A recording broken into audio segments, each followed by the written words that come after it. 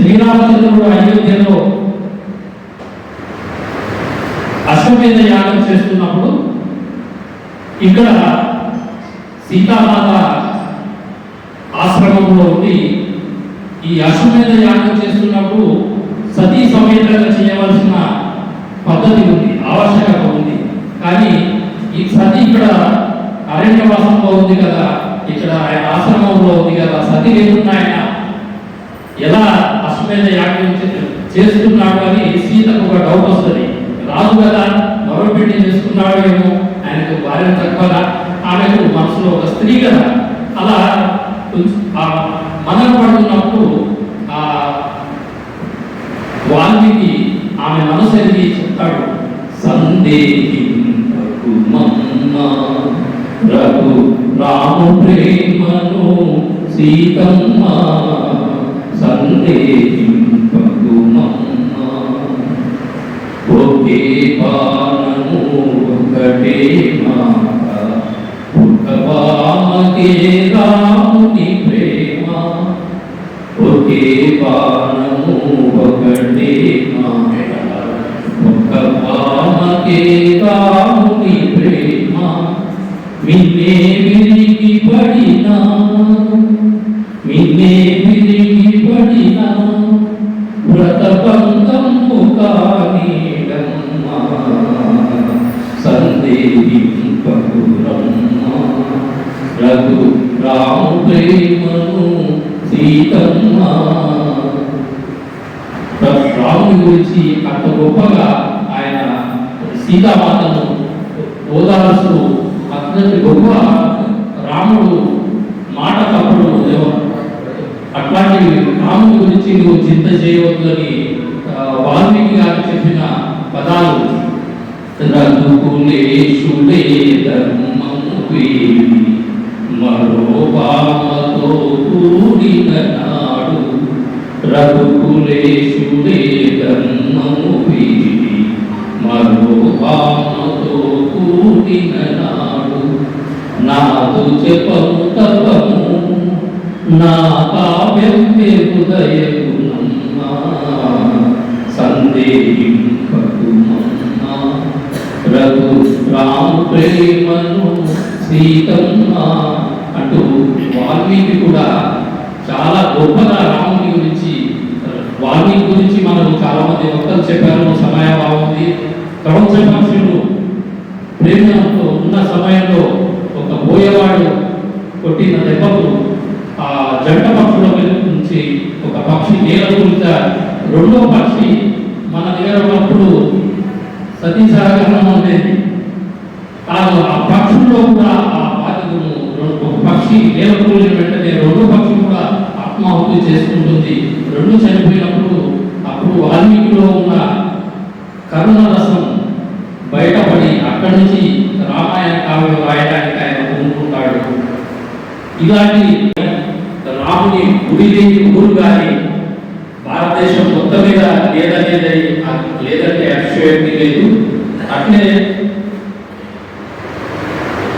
ఈ పెద్దోట వెంకటేశ్వర గారు ఈరోజు 60 ఏళ్ళు పూర్తి చేసుకొని 61వ సంవత్సరంలో అడుగుతున్న ఈ సమయంలో వారు 61లో వచ్చినా కూడా దాన్ని అభివృద్ధి చేస్తే 16 ఏళ్ల కుమారులాగానే మనకు అనిపిస్తున్నారు. వాళ్ళు 61 సంవత్సరంలో వచ్చి 60 పుస్తకాలు రాసి, నిజానికి చెప్పాలంటే సిద్ధిపేటలో ఈ సాహిత్య వైభవాన్ని నిలబెడుతున్నటువంటి కవి మన పెద్దోట వెంకటేశ్వర గారు. అనేకమైన సాహిత్య కార్యక్రమాలు చేస్తున్నారు.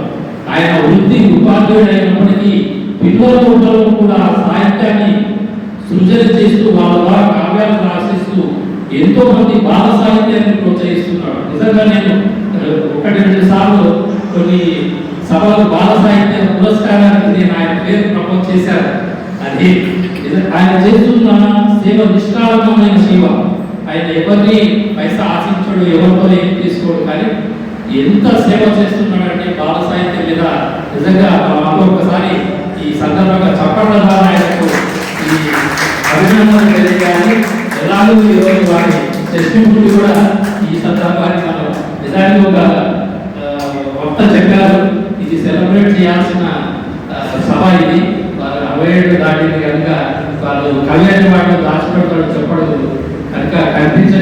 వినిపించేవాడే కవి అంటారు. అట్లా ఈ పుస్తకానికి ముందు మాట రాసే అవకాశం నాకు ఇచ్చారు. చాలా అద్భుతమైన పుస్తకం. వారు ఎట్లాగా ఈ శ్రీ వాణి సాహిత్య పరిషత్ స్థాపించి నిజానికి ఏదో సినిమాలు కూడగట్టిపోతున్న సాహితీ జ్యోతిని తాను చేతులు అడ్డుపెట్టి నిలబెడుతున్నాడని నేను భావిస్తున్నాను. ఎందుకంటే సిద్దిపేట అనగానే చాలా సంస్థలు ఉన్నాయి, కానీ ఆయన మనస్ఫూర్తిగా శ్రీవాణి సాహిత్య పీఠం ద్వారా ఎంతో మందికి అవార్డులు ప్రదానం చేస్తున్నాడు. చాలా మందిలో పిల్లలలో కూడా సాహిత్యాన్ని వాళ్ళలో ప్రోత్సాహం కలిగించి వాళ్ళ ద్వారా కావ్యాలు రాయించడం అనేది గొప్ప విషయం.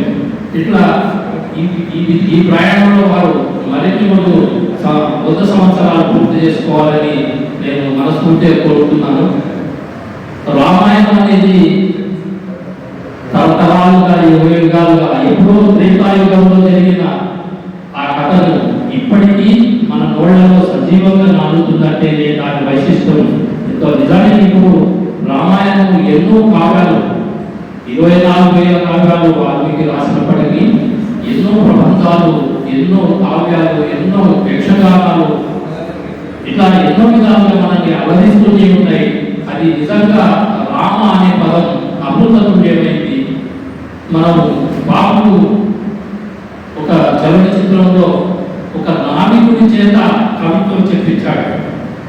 ఆయన రాముడు ఆ నదిని దాటించమన్నప్పుడు నువ్వు దాటలేక కాదులే రామయ్య తండ్రి, మమ్ము దయ చూపగా వచ్చావు రామయ్య తండ్రి. రామయ్య తండ్రి, ఓ రామయ్య తండ్రి, మా నోములన్నీ పండినాయి రామయ్య తండ్రి. తాటకి నీ ఒక్కేటున కూర్చావంట, శివుని పిల్లు ఒక దెబ్బకి విడిసావంట. పరుశరాముడంత వాణి పాడగలిగినావంట, నీ కథలు చెప్పుతుంటే నీ ఒళ్ళు మరిచిపోతుంట. రామయ్య తండ్రి, ఓ రామయ్య తండ్రి, మా నోములన్నీ పండినాయి రామయ్య తండ్రి. నీ కాలు సోకిగాయి ఆడది అయినాదంట, నా నావ మీద కాలు పెడితే ఏమవుతాదో కంట. దయ చూపి ఒక్కసారి కాలు కడగనీయమంట, మూర్తుల నీవు నారాయణమూర్తి వంట. ఇట్లా నావికుల చేత కూడా శ్రీరాముని ప్రశస్తిని తెలియజెప్పిన గొప్ప దర్శకుడు బాబు. నావికుడిని అంటే శ్రీరాముని కదా ఆయన కాలు దుమ్మి